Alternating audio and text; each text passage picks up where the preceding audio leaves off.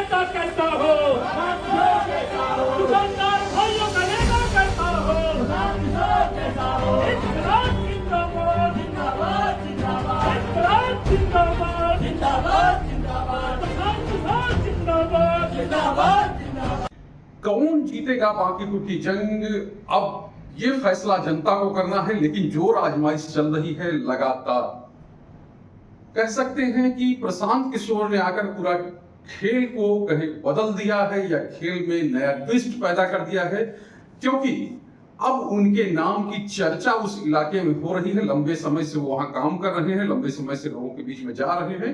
लेकिन जो प्रत्याशी हैं वो कह रहे हैं कि प्रशांत किशोर चुनौती नहीं है, प्रशांत किशोर तीसरे नंबर पे रहेंगे। यानी मुख्य लड़ाई आरजेडी और बीजेपी के कैंडिडेट में होगी। आरजेडी के कैंडिडेट हैं रेखा गुप्ता, वो भी मुखर हैं और कह रही हैं कि मुद्दा तो विकास है, क्योंकि विकास हुआ नहीं है बांकीपुर क्षेत्र का। जहां जाइए नालियां बजा रही हैं, सड़कों के किनारे गंदगी है, और यही मुद्दा लेके हम घर घर जा रहे हैं। पिछली बार भी लड़ी थी रेखा गुप्ता और तब उनको जो लगभग 30% के आसपास वोट मिले थे और 63% वोट मिले थे नितिन नवीन को, जो बीजेपी के राष्ट्रीय अध्यक्ष हैं। रेखा गुप्ता का भी नामांकन हो चुका है, नामांकन हो चुका है अभिषेक सिन्हा। वैसे तो उनको अभिषेक कुमार कहते थे, लेकिन बंटी के नाम से प्रसिद्ध हैं और सिन्हा इसलिए जोड़ दिया गया क्योंकि लोगों को लगे कि वो कायस्थ हैं।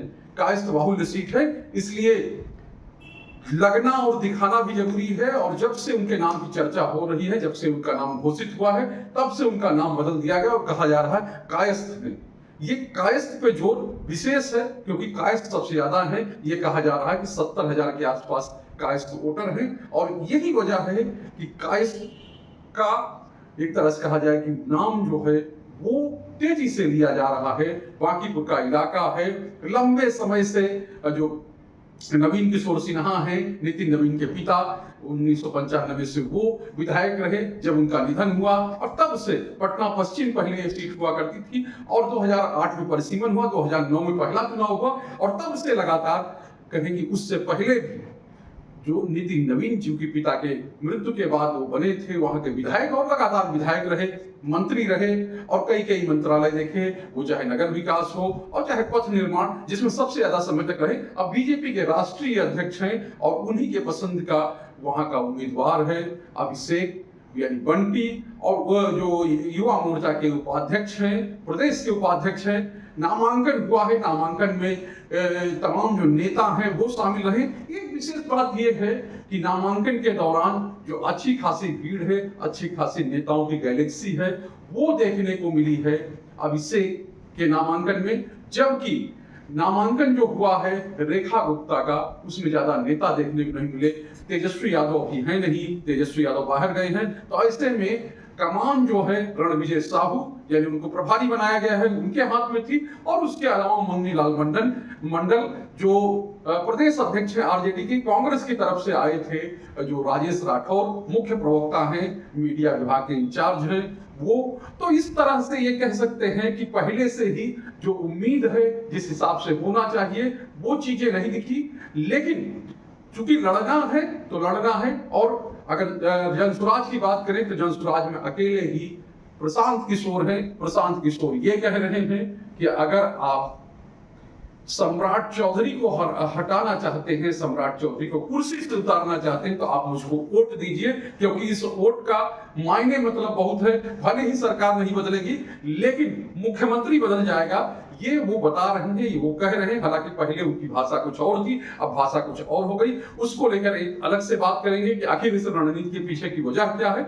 लेकिन अभी चर्चा इसी बात की कि किस तरह से सब प्रत्याशी अब मैदान में उतर गए हैं। दो जगह जाकर आशीर्वाद जो है वो अभिषेक जो है सिन्हा और बंटी यानी बंटी ने जाकर आशीर्वाद दिया है। पहले नवीन किशोर प्रसाद सिन्हा के माल्यार्पण करने गए, उनके नाम पे पार्क है, वहीं पर मूर्ति है। उसके बाद हनुमान जी के मंदिर में गए, काली माँ के मंदिर में गए, उसके बाद नामांकन के लिए गए, नामांकन की सभा की, और उसके बाद फिर हनुमान जी की शरण में यानी पटना में महावीर मंदिर पहुंचे।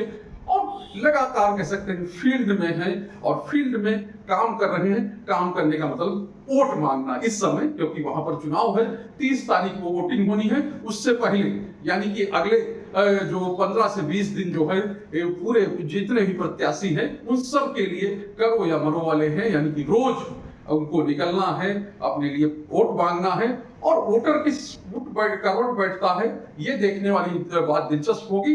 लेकिन अभी की स्थिति यही है कि सभी प्रत्याशी अपने अपने गुड़ागणित में लगे हुए हैं और सब अपने हिसाब से निशाने साध रहे हैं, सब अपने हिसाब से चीजें कर रहे हैं। और ये जताने और बताने की कोशिश हो रही है कि लड़ाई तो पुरानी ही रहेगी, नया कुछ होने वाला नहीं। यानी प्रशांत किशोर को कमतर कर आंकने की एक कोशिश, एक चेष्टा जो है वो लगातार चल रही है।